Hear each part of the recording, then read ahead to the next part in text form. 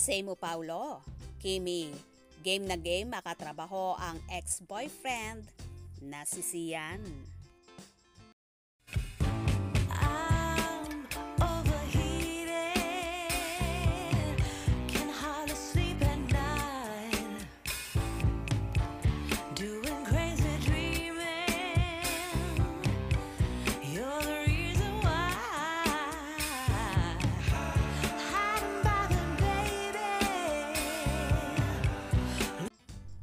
Walang problema ang aktres na si Kim Chiu na makatrabahong muli ang kapuso aktor at ex-boyfriend na si Sian Lim. Ngayong nasa GMA Network na ang kanilang noontime show na It's Showtime.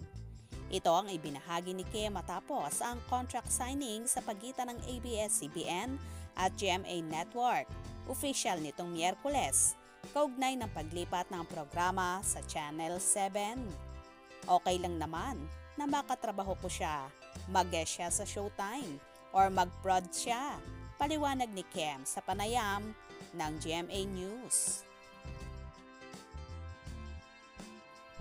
Hindi naman kami magkaaway.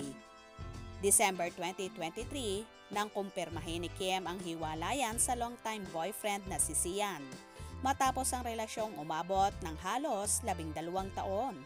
Bago ito, matatandaang binura ni Sian ang mga YouTube videos niya kasama ang ngayoy ex-girlfriend. Ilang araw pa lang ang nakalilipas nang sabihin ng aktres na wala na siyang balita tungkol sa usap-usapang bagong relasyon ng kanyang ex-boyfriend. Ngayong nasa 7 na si Kim, ibinahagi niyang game na game siyang makatrabaho ang stars ng himpilan gaya nina Marian Rivera, Jenilyn Mercado, Dennis Trillo, Ruru Madrid at Barbie Fortesa. Now, it's time to try new things, experience new things, and do something new. Dagdag pa niya.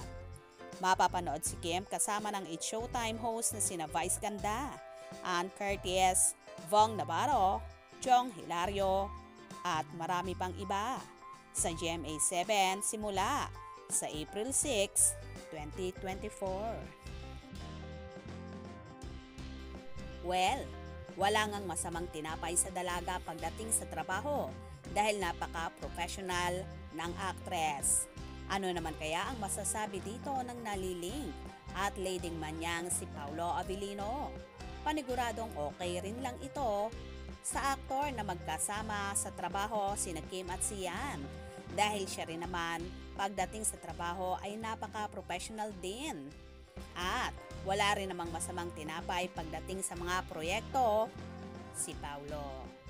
Kaya naman tumutok at wag na wag pahuhuli sa mga maiinit na kaganapan. Anong inyong magiging reaksyon sa bidyong ito? Comment below.